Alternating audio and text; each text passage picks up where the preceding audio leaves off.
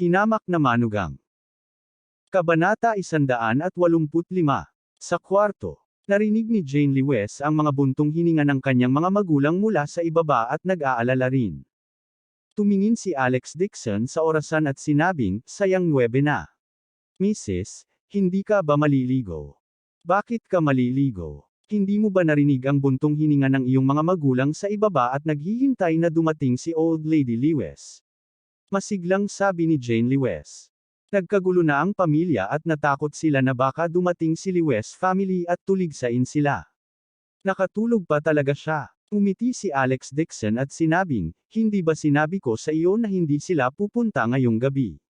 Bago pa man siya matapos magsalita ay may malakas na katok sa pinto sa ibaba. Bang bang bang. Napaka-urgent ng katok sa pinto. Kumakatok pa ang kabilang partido sa pinto, dahilan para tumunog ito ng malakas. Si Helena ay nakikipagtalo kay Albert Lewes. Nang marinig niya ang tunog ay agad na namutla ang mukha niya. Anong gagawin natin? Nandito sila. Puno rin ng malamig na pawis ang noo ni Albert Lewes. Gulat na napatitig siya sa pinto, natatakot na baka lumabas ang kabilang partido. Si Alex Dixon at Jane Lewes ay tumakbo pababa. Narinig nila ang mabangis na tunog ng pagkatok sa pinto, sunod-sunod.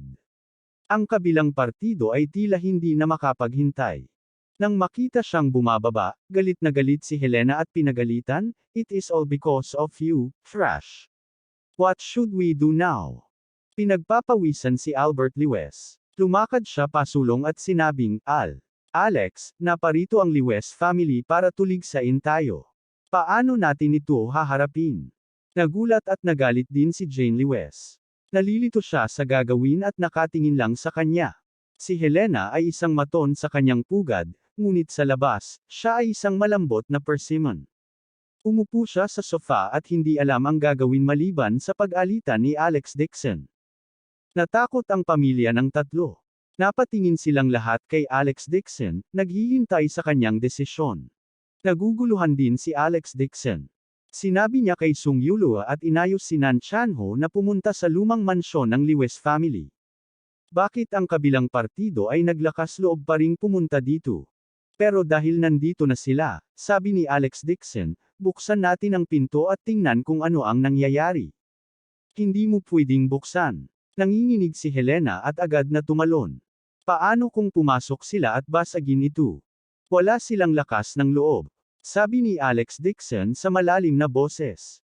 Kung ang Lewes family ay maglakas loob pa ring lumapit at tulugan siya, hindi siya magiging magalang. Inay, kung hindi ko bubuksan ang pinto, hindi natin malulutas ang problema. Galit na galit din si Jane Lewes. Bakit tayo magtatago? Wala tayong ginawang mali. I don't believe that they dare to go against the law and do whatever they want. Tumango si Alex Dixon, naglakad papunta sa pinto, at binuksan ang pinto. Si Lewes Mingfeng ay nakatayo doon na may madilim na mukha. Nakatayo siya sa labas ng pinto kasama sa likod niya si Megan Lewes at ilang mga subordinate. Lahat sila ay bugbog, at lahat sila ay natatakpan ng mga pasa. Itinaas ni Lewes Mingfeng ang kanyang ulo at tumingin kay Alex Dixon. Pinilit niyang pumasok na may malungkot na mukha. Wala ba dito si Nanay Liu? Nanginginig sa takot si Helena. Pinilit niyang ilabas ang isang nakakaakit na ngiti. Si Albert Lewes ay tumingin din sa iilang ito sa takot at ang kanyang puso ay mabilis na tumibok. Anong ginagawa mo dito? Hinawakan ni Alex Dixon ang braso ni Lewes Mingfeng at malamig na sumigaw, lumabas ka. Nagulat si Helena at napalundag para sumbatan, bakit mo kinakausap ang tito mo? Humingi ka ng tawad sa tito mo. Nagplano na siyang humingi ng awa kay Lewes Mingfeng at magsabi ng mabubuting bagay. Hindi niya inaasahan na ang basurang ito ay magiging napakatanga para saktan siya sa sandaling dumating siya. Hindi pinansin ni Alex Dixon ang kanyang biyenan at malamig na sumigaw. Get lost. You are not welcome here.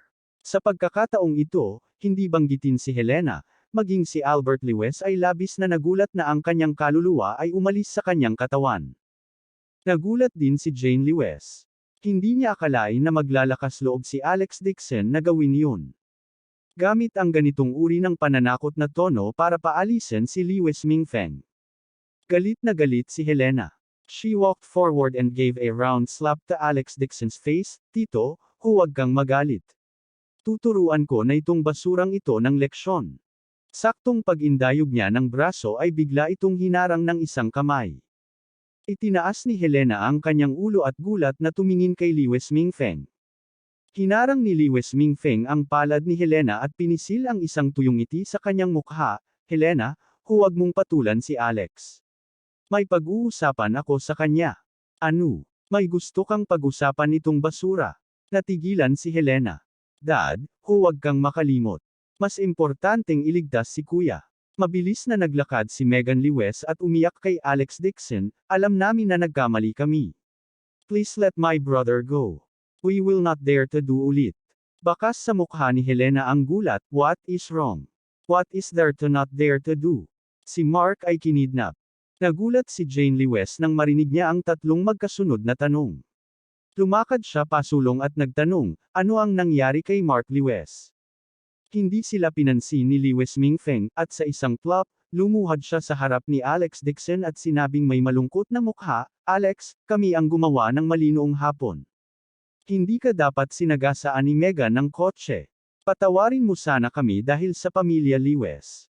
Tiyak na hihingi ng tawad ang Liwes family sa iyo. Nakikiusap ako, hayaan mong palayain si Mark. Huwag mo siyang saktan. Mayroon ka bang kinalaman sa pagdukot kay Mark Liwes? Tumingin si Helena kay Alex Dixon sa gulat at galit, at tinanong siya sa isang mahigpit na boses.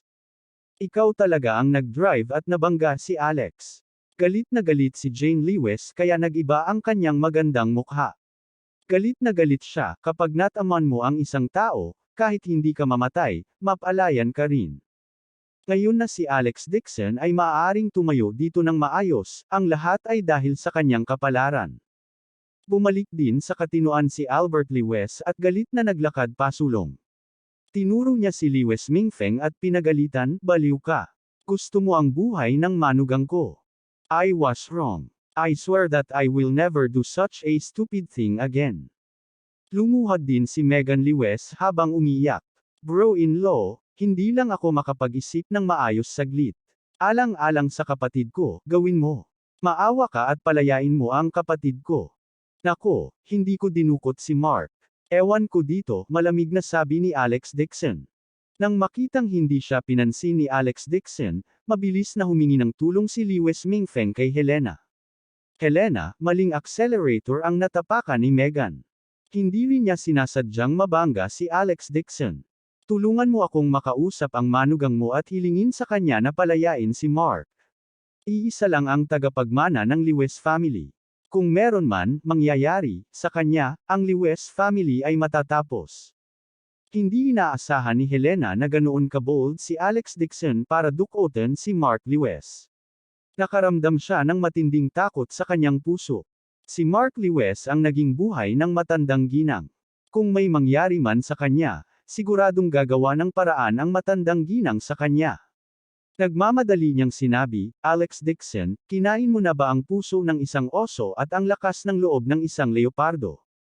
Para talagang makahanap ng makakahuli kay Mark Liwes. Sabihin ko sa iyo, ibalik mo kaagad si Mark Liwes. Kung nasaktan mo ang isang buhok, hindi kita bibitawan. Galit na sabi ni Jane Liwes, Nay, bakit si Mark Liwes lang ang inaalala mo? Muntik na nilang mapatay si Alex. Sabi ni Helena, tingnan mo siya nakatayo dito. Ano ang problema niya? Si Mark Liwes ang tagapagmana ng Liwes family. Kung wala siya, ano ang mangyayari sa Liwes Company sa hinaharap? Siya ay umaasa pa rin sa maliit na bahagi ng Liwes Company shares sa kanyang mga kamay, at ang mga dibidendo upang suportahan ang kanyang pagre-retiro. Kaya naman, hindi siya nang ahas na saktan ang matandang ginang, dahil natatakot siyang bawiin ng kabilang partido ang mga bahagi. Si Mark Liwes lang ang may kasalanan sa kanila, dinukot siya, walang kinalaman sa akin ito. Pagkatapos magsalita ni Alex Dixon, malamig siyang lumingon. Hindi niya pinansin ang galit na sambat ni Helena at dumiretso sa sala, hindi pinansin ang iilan sa kanila. Inutusan lamang niya si Nan Chanho na turuan ng leksyon ang Liwes family. Tungkol sa paghuli sa kanila, iyon ay dahil may utang sa kanila si Mark Liwes sa pagsusugal. Wala itong kinalaman sa kanya. Nakita ni Helena na talagang umalis na si Alex Dixon. Sa sobrang galit niya ay tumayo siya sa pintuan at pinagalitan, "Ikaw ang nagtaksil sa akin. Hindi ka man lang nakikinig sa sinabi ko." Malamig na sinabi ni Jane Lewes, "Nay, ngayon ay dapat nating imbestigahan kung bakit nila gustong sagasaan si Alex. Ito ay hindi sinasadya." Nangangatwiran si Helena, kung gayon ay hindi sila dapat makahanap ng isang tao na kukuha kay Mark. Malamig na sabi ni Jane Lewes, "Wala silang pruweba. Sinabi nila na si Alex ang may gawa nito. Naniniwala ka rin?" Natahimik agad si Helena. Oo nga, kung talagang may ganoong kakayahan ang kanyang manugang, paano siya magiging duwag tulad ngayon? Malungkot ang mukha ni Lewes Mingfeng habang galit siyang bumangon sa lupa.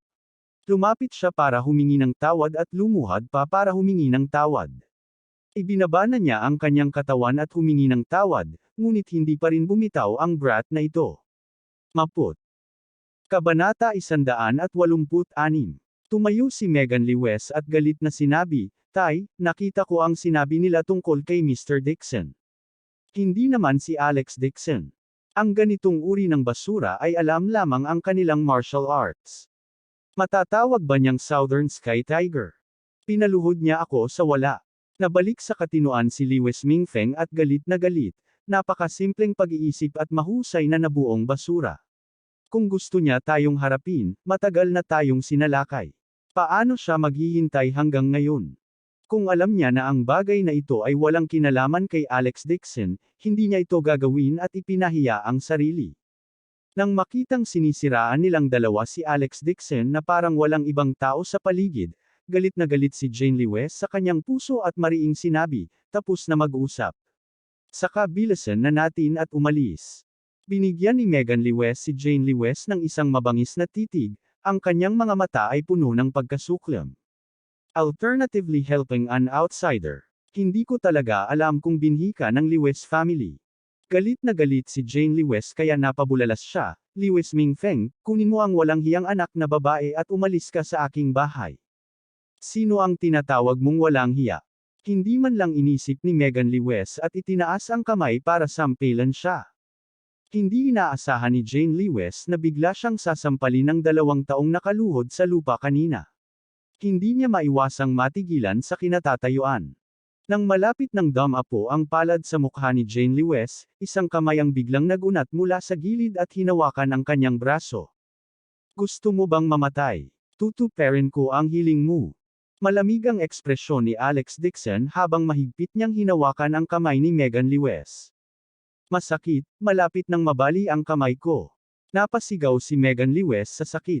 Ang mga buto sa kanyang palso ay kinurot ni Alex Dixon hanggang sa masakit, na para bang mababali ito.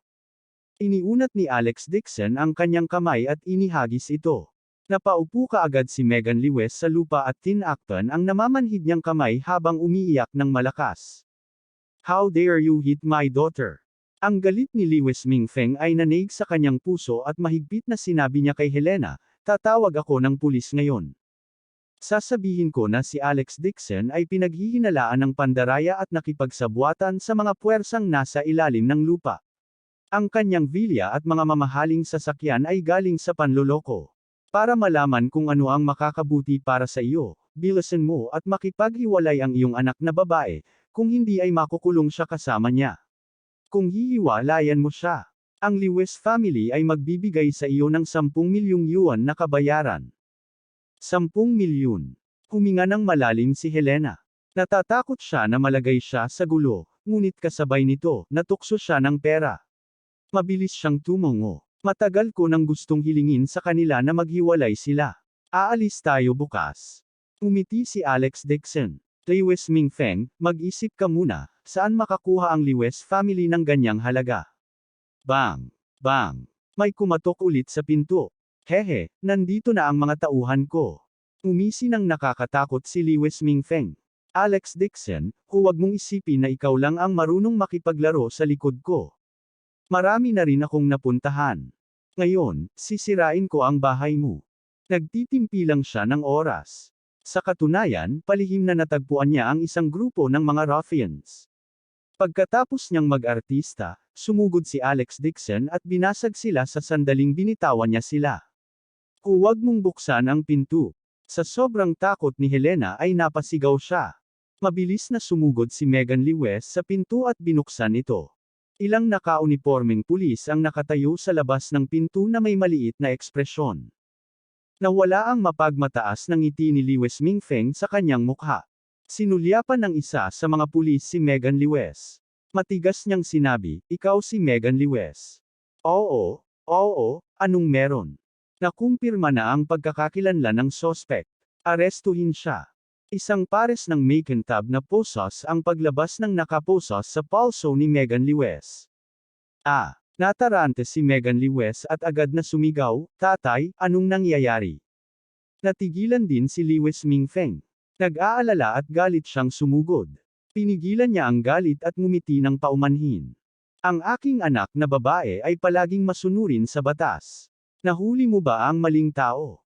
Tama. May isang lalaki na tinatawag na Alex Dixon dito. Iniulat ko siya para sa pandaraya, at nakipagsabuatan pa siya sa mga puwersang nasa ilalim ng lupa, na nagtatangkang sakta ng aking anak na babae. Ang dapat arestuhin ay siya. Ikaw si Lewis Mingfeng, ang ama ni Megan Lewis. Tanong ng isang pulis. Natigilan si Lewis Mingfeng. Oo. Agad na nakipagpalitan ng tingin ang pulis sa kanyang mga kasamahan at sumigaw. Dalhin mo sila. Sa sobrang takot ni Lewis Mingfeng ay muntik na siyang matamba. Mabilis siyang nagmakaawa, "Nagkamali ka ba? Ako, wala akong ginawa." May nagpatunay na si Megan Lewis ay nanloko ng maraming pera mula sa mayayamang young masters. Si Lewis Mingfeng ay pinaghihinalaan ng money laundering, at ang halaga ng buwis ay kasing taas ng 40 milyon. Pumunta sa istasyon ng pulisya at magpaliwanag. Ano? Nanloko talaga si Megan. Marami pa siyang lalaki. Natigilan si Jane Lewis. Napapikit din si Helena. Hindi niya inaasahan na bilang anak ng Lewis family, gagawin talaga ni Megan Lewis ang ganoong bagay. Nang marinig ni Megan Lewis na tumambad ang kanyang lumang pang-ibaba, agad siyang bumagsak sa lupa na parang isang lobo. Nanginginig siya at umiyak. "Ako, nagbibiro lang ako. Kung hindi, saan ka kukuha ng pera para makabili ng napakaraming branded na bag?" Hindi, imposible iyon. Natarante si Lewis Mingfeng at wala nang pakialam sa pangit na bagay ng kanyang anak. Paano malalantad ang paggamit ng paglalaban niya ng pera at pag-iwas sa buwis? Sino yun? Sa gayong pambihirang kakayahan, talagang inilantad niya sa langit ang lumang linya ng pamilya Lewis. Sino ba talaga ang nasaktan nila? Namula ang mukha ni Lewis Mingfeng. Paulit-ulit siyang nagmumuni-muni sa kanyang isipan, iniisip kung sino ang sinaktan ng pamilyang Lewis. Kapag nalaman niya kung sino iyon, tiyak na luluhod siya sa kanilang paanan at makiusap. Tuldok. Si Alex Dixon ay nasa gilid na may maliit na ekspresyon at isang mahinang ngiti sa kanyang mukha. Para sa kanya, ang paglalantad sa background ng isang Lewis family ay kasing dali ng pagbuga ng alikabok. Dahil hindi niya kayang patayin si Lewis Mingfeng, gagawin niyang ulitin ng Lewis family ang mga pagkakamali ng Gao family.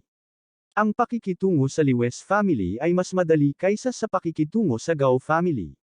Wala sa pamilya ni Lewis Mingfeng ang malinis. Sa likod nila ay isang tambak ng mga bulok na bagay. Ang kaunti lang nito ay sapat na para mapunta sila sa kulungan. Ang mag-ama ay paralisado sa lupa, umiiyak at umaangal. Kinaladkad sila sa sasakyan ng pulis na parang mga patay na aso. Diyos ko, sinong dakilang Buddha ang nasaktan ng Lewis family? Napaupo si Helena na paralisado sa lupa. Laking gulat niya kaya nawalan siya ng malay. Kung bumagsak ang Lewis family, ano ang mangyayari sa kanyang stock? Paano niya aalagaan ang kanyang pagtanda? Malamig na sabi ni Jane Lewis, "Nay, ginusto nila ito." Sino ba ang nag-utos sa kanila na magmaneho at banggain si Alex? Serves them right. Napabuntong hininga si Albert Lewis. Kahit anong sabihin ng kabilang partido, kapatid niya ito sa dugo. Putulan man nila ang kanilang relasyon, hindi nila masisira ang kanilang relasyon sa dugo.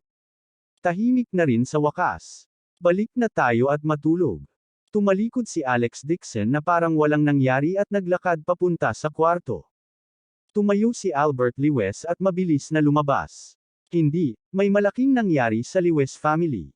Kailangan kong pumunta sa lumang mansyon. Pupunta rin ako. Mabilis na sabi ni Helena na mas nag-aalala sa kanyang mga stock. Nanay. Nakita ni Jane Lewis na nasa labas ang kanyang mga magulang at maaari lamang silang sumunod sa kanilang palabas. Pinaalalahanan niya si Alex Dixon, sasama ako kay nanay. Mamayang gabi sa bahay ka titira at manunood, kung sakaling may mangyari ulit. Gusto mo ring pumunta sa dating tirahan ng Lewis family. Natigilan si Alex Dixon. Napabuntong hininga si Jane Lewis at sinabing, ang aking mga magulang ay maikli, lalo na ang aking ina.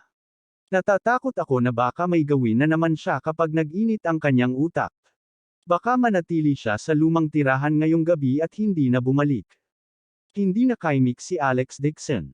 Sasama ako sa inyo. Umiling si Jane Lewis, kasalukuyang galit ang matandang ginang. Lalo siyang magagalit kapag nakita kanya. Kaya lang sumuko si Alex Dixon. Tila ang komedya ngayong gabi, hindi siya makatulog sa parehong kama ng kanyang asawa. Kabanata 187. Sa lumang mansyon ng Lewis family. Ang matandang ginang Lewis, na laging marangal, ay nakahiga sa kama na may maputlang mukha at mahinang hininga. Tumabi sa kanya si Albert Lewis at bumuntong hininga. Nang mabalitaan ni Old Lady Lewis na dinala ang kanyang anak at apo, nagalit siya kaya hindi siya makahinga at nahimatay sa lupa. Kung hindi dahil sa pagdating nila sa oras, marahil ay nakabalik na sa kanluran ang matandang ginang na may buhay. Nakakunot din ang noo ni Helena habang mahinang sinabi, tapos na ba ang Lewis family? Hindi kumibo si Albert Lewis habang nakakunot ang kanyang mga kilay. Nasa harapan niya ang katotohanan. Hindi man niya sabihin, hindi na makakabangon muli ang Lewis family. Nakatitig sa kisame si Old Lady Lewis, habang tumutulo ang luha sa kanyang mukha. Malaki ang utang ng kanyang apo na si Mark Lewis at dinukot ng mga underground forces. Sina Lewis Mingfeng at Megan Lewis ay hinuli. Ang Lewis Company ay gumuho na parang sandcastle. Kapag nahulog sila, hindi na sila makakabangon muli. Ngayon, parang ang pamilya ni Albert Lewis ang pinakamababa niya. Ang kanilang buhay ay ang pinakawalang pakialam. Albert, kailangan mong iligtas ang kuya mo. Iligtas mo si Mark. Mahigpit na hinawakan ni Old Lady Lewis ang kamay ni Albert Lewis at umiyak, kung hindi, hindi ako mamamatay ng payapa. Napakunot ang noo ni Albert Lewis at hindi kumibo. Dumating siya ngayon dahil hindi niya kayang makitang may mangyari sa matandang ginang. Naputol man ang linya, hindi pa rin siya makatingin ng walang magawa dahil hindi naligtas ang kanyang ina. Gayunpaman, ayaw niyang makialam sa mga usapan ng pamilya ni Lewis Mingfeng. Umiyak si Old Lady Lewis, Albert, nabalitaan ko na ang iyong manugang na si Alex Dixon ay kumita ng malaking pera. Maaari mong pagsamahin ang digmaan nito at bayaran ang utang ni Mark sa pagsusugal. Pagkatapos ay maaari mong tulungan ang iyong sariling kapatid na nagbabayad ng buwis. Napakunot ang noo ni Jane Lewis at galit sa kanyang puso. Gusto mong samantalahin muli ang pamilya ko. Saglit na nag-alinlangan si Albert Lewis at mariing umiling. Wala itong kinalaman sa akin. Wala bang vilya si Lewis Mingfeng? Kung wala talaga siyang pera, ibenta ang kanyang bahay. Ano? Gusto mong ibenta ng kapatid mo ang bahay niya? Saan niya ibibenta ang bahay niya? Galit na galit si Old Lady Lewis kaya tinapik niya ang gilid ng kama, "You unfilial son." Nadama ni Albert Lewis ang isang alon ng pagkabigo sa kanyang puso. Hindi niya inaasahan na magiging kampi pa rin si Old Lady Lewis sa kanyang kuya sa panahong ito. Mahinahon siyang tumayo at sinabing, "Ma, pumunta ako ngayon para tingnan ka, mukhang ayos ka na ngayon. Natural may magbabantay sa Lewis family. Aalis muna ako." Pagkasabi noon ay tumalikod na si Albert Lewis at umalis. Ayaw pa ring umalis ni Helena ngunit pilit siyang hinayla ni Jane Lewis at binigyan siya ng tingin. Sabi niya, "Nay, baka gusto mong gumastos ng higit sa 100 milyon. Nang mabalitaan niyang babayaran na ang pera, patuloy na naglakad ang mga paa ni Helena papunta sa pinto at hindi man lang lumingon. "Albert, bumalik ka." Galit na galit si Old Lady Lewis na patuloy niyang hinampas ang gilid ng kama, na may luhang umaagos sa kanyang mukha. Bakit ang kanilang dalawang anak na lalaki, ang pinakamatalino at pinaka-promising, ay biglang nakatagpo ng ganitong sakuna? At ang isa na pinakahina niya at nadama ang pinakakamangmangan, ay talagang naging pinaka-promising. Kasabay ng kanyang galit, isang bakas ng panghihinayang ang sumilay sa puso ni Old Lady Lewis. Kung alam niya nang mas maaga si Albert Lewis ay may magandang kinabukasan, marahil ay nagbago ang isip niya at ipinasa ang kumpanya sa kanya. Ngunit huli na para sabihin ang anumang bagay ngayon. Lewis pamilya. Tapos na. Tuldok. Ang Lewis Company ay nagsara magdamag. Malaki ang utang ng tagapagmana ng pamilyang Lewis na si Mark Lewis dahil sa sugal. Matapos siyang mahuli ng mga tauhan ni Nan Chanho, siya ay binugbog ng itim at asul, at pansamantalang ikinulong. Ang kanyang kapatid na si Megan Lewis, sa kabilang banda, ay nalantad sa pandaraya at nakulong. Ang insidente ng pag-iwas sa buwis ng Lewis Company ay nalantad, at sila ay nahaharap sa isang malaking multa. Si Lewis Mingfeng, sa pangalan ng kumpanya, ay pribadong nakipag-ugnayan sa ari-arian, at dinala din para sa investigasyon. Ang patriarch ng Lewis family, Old Lady Lewis, ay hindi nakayanan ang dagok, at hindi niya kayang magkasakit. Ang Lewis family ay walang pagpipilian kundi ang magdeklara ng pagkabangkarote ng kumpanya. Ibinenta nila ang ginto, pilak, at mahahalagang bagay sa bahay. Ibinenta pa nila ang lumang tirahan ng Lewis family na ipinamana sa kanilang mga ninuno sa murang halaga. Noon lamang nila nagawang mabayaran ang kanilang mga utang at piyansahan si Lewis Mingfeng at ang kanyang anak na babae. Ang Lewis family ay hindi isang malaking pamilya sa Jinling City, ngunit hindi rin ito isang maliit na pamilya. Ang nangyaring ito ay nagdulot din ng isang alon sa mundo ng negosyo. May mga kumalat na tsismis sa lungsod. May nagsabi niyan. Pinarusahan siya ng kabilang partido sa sobrang galit. Para siyang kinukurot ng langgam. Napatay niya ang Lewis family sa isang iglap. May mga tao rin na nagsabi niyan. Hindi banggitin ang Lewis family, kahit ang pinakamakapangyarihang tao sa buong Jinling ay hindi maglalakas loob na gumawa ng ingay sa harap ng malaking shot na ito. Sa madaling salita, ito ay isang misteryo kung sino ang malaking tao na ito. Maraming tao sa mundo ng negosyo ng Jinling City ang napabuntong hininga sa emosyon, ngunit sa parehong oras, nadarama nila ang swerte. Sa kabutihang palad, nakatanggap sila ng balita na gumawa sila ng isang malinaw na linya sa Lewis family. Kung hindi, sila ay nasangkot din. Gayunpaman, habang pinagmamasdan nila ang kasiglahan ng pamilya Lewis, napansin din nila ang grupo ni Albert Lewis. Noong panahong iyon, si Albert Lewis ay gumawa ng malinaw na linya sa pamilya Lewis dahil sa galit.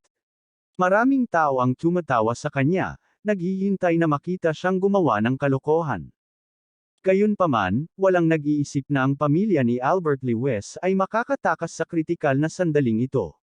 Ito ay isang kalamidad, at ang kanyang anak na babae na si Jane Lewis at ang manugang na lalaki, si Alex Dixon, ay nagparehistro pa sa construction company. Talagang nagawa nila ang isang mahusay na trabaho. Sa sala, umupo si Helena sa sofa at bumuntong hininga. Nagsara na ang kumpanya. Naubos na lahat ng shares natin. Paano naman ang pension ko in the future? Ma'am, umaasa ka pa ba sa share dividends ng Lewis Company? Malungkot na sinabi ni Jane Lewis, batay sa karakter ni Lewis Mingfeng, ang kanyang anak na si Mark Lewis ang mamamahala sa kumpanya sa hinaharap. Maaari ba kitang bigyan ng pera? Itinaas ni Helena ang kanyang ulo at sinabing may pag-aalinlangan, Jane, hindi ba nagparehistro ka lang ng isang construction company? Bakit hindi mo tulungan at hayaan ang pamilya ng iyong malaking tiyuhin na magtrabaho sa iyong kumpanya?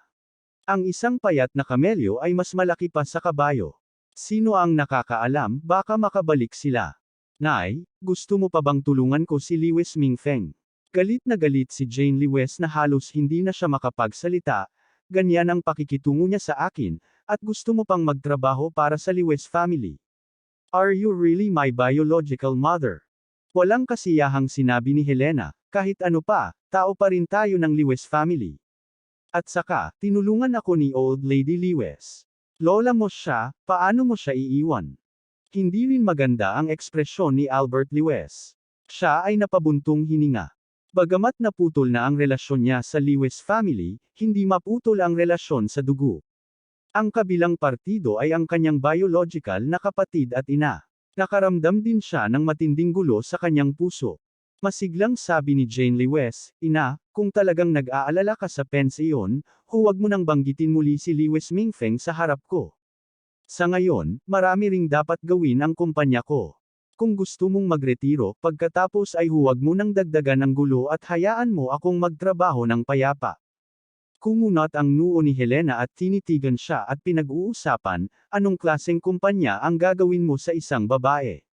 Nakikigulo ka lang sa pera.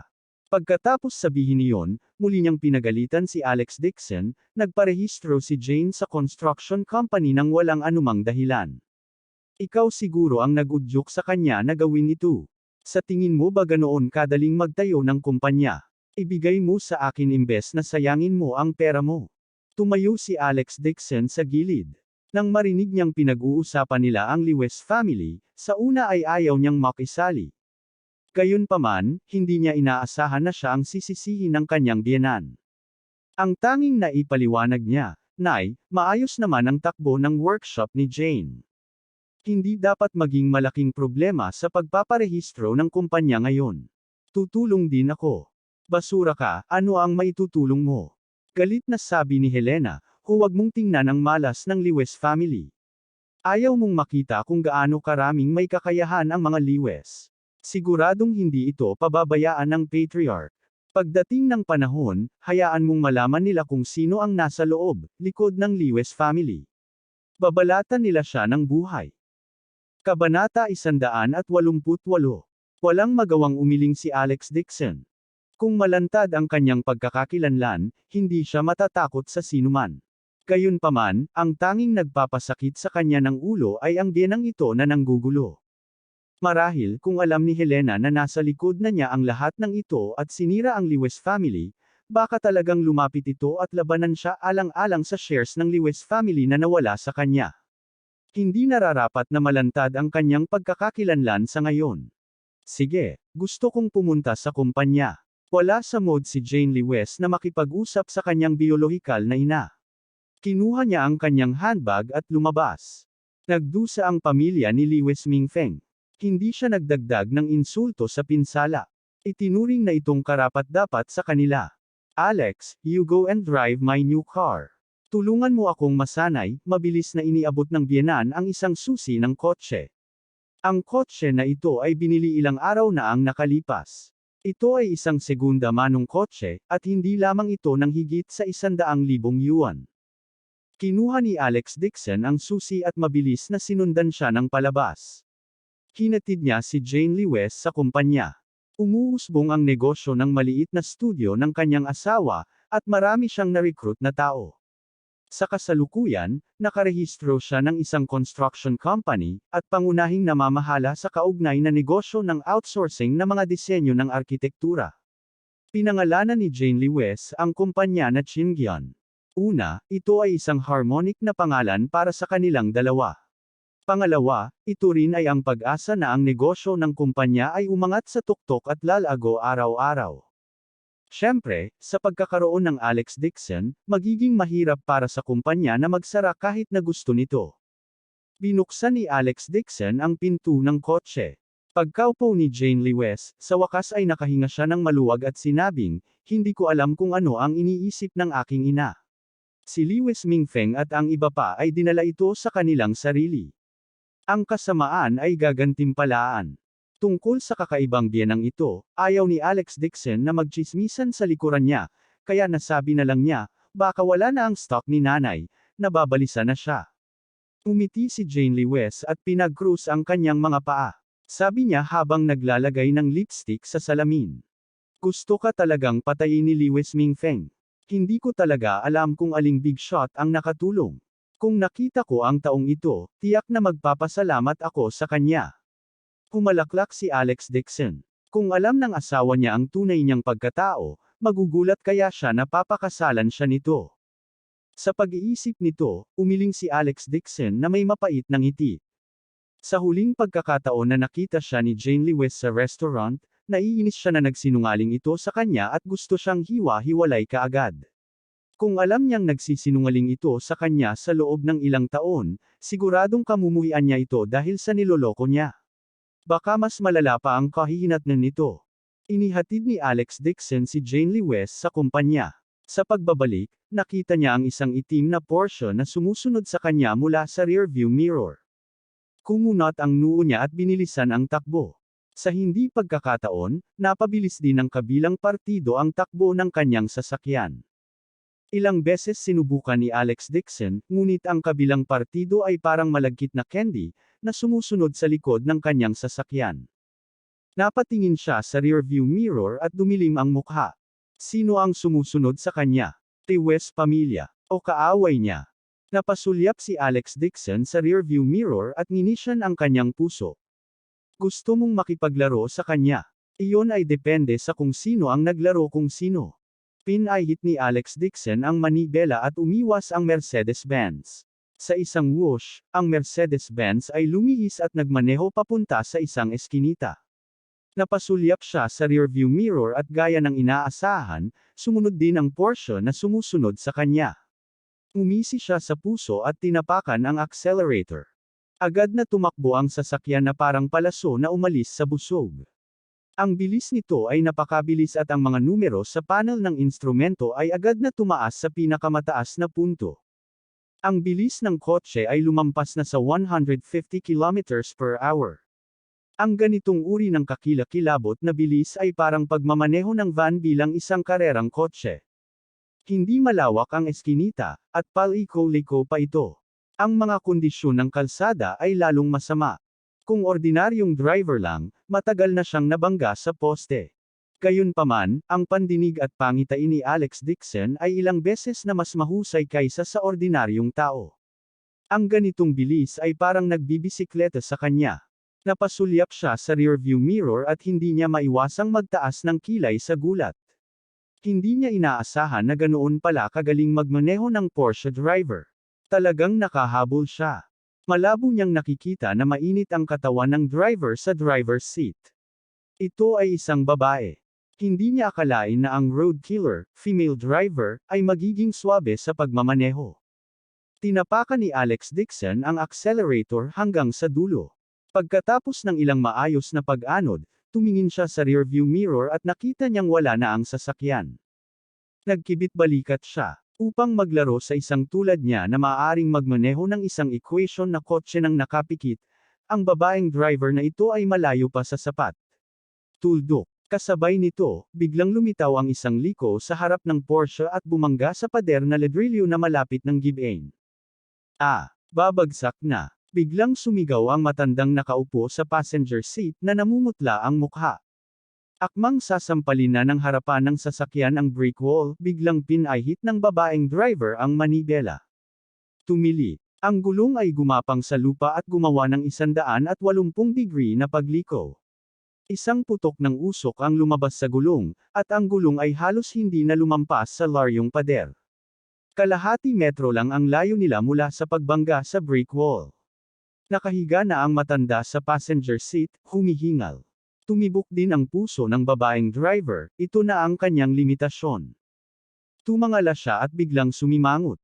Nasaan na siya? Walang laman ang harapan. Walang bakas ng Mercedes-Benz. Saglit na natigilan ang babaeng driver habang pag-alit na pinahit ang manibela. Damn it, yung Porsche na kabibili ko lang ay tinalo talaga ng sirang kotse. Sa isang tulad niya na madalas maglaro ng karera, isa lang itong kahihiyan. Sa sobrang galit niya ay bigla siyang nakarinig ng ilang busina mula sa likod ng sasakyan. Inip niyang sinulyapan ang rearview mirror. Biglang bamuka ang bibig niya at gulat na tumingin sa salamin. Parang multo talaga ang nagtapon sa kanya sa likod ng sasakyan niya. Tuldok. Ilang beses na bumusina si Alex Dixon, tumalon mula sa Mercedes-Benz at nagtaas-baba papunta sa kotseng nasa harapan niya. What? You want to stay in the car for the rest of your life after being dumped by me? Tinapik-tapik niya ang Mercedes-Benz habang nagsasalita.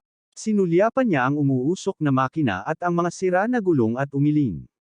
Sino ang tinalo mo? Kasunod ng isang malutong, galit na boses, isang mainit na batang babae ang tumalon pababa mula sa Porsche. Nakapusod ang babae at mukhang presko at maayos. Nakasuot siya ng itim na singlet at t-shirt sa itaas ng kanyang itaas na katawan, pati na rin ang isang pares ng masikip na itim na leather na pantalon, na nagpatingkad sa kanyang bilog at buong figure. Ang manipis na leather na pantalon ay parang mga pakpak ng cicada habang nakadikit ito ng mahigpit sa kanyang malajade na mga binti. Ang kanyang mga hita ay ganap na bilog at ang kanyang mga binti ay bilog. Ang kanyang magagandang binti lamang ay maihahambing sa isang modelo ng binti. Ang mainit na figure na ito ay ginawa ni Alex Dixon nang hindi sinasadyang lumunok ng kanyang lalamunan nang makita niya ito. Malungkot ang ekspresyon ng dalaga. Pinandilatan niya si Alex Dixon at sinabing, "Hoy, isa kang marangal na tao na nakakalimutan ang mga bagay-bagay. Hindi mo ba naaalala kung sino ako?" Abangan ang susunod na kabanata.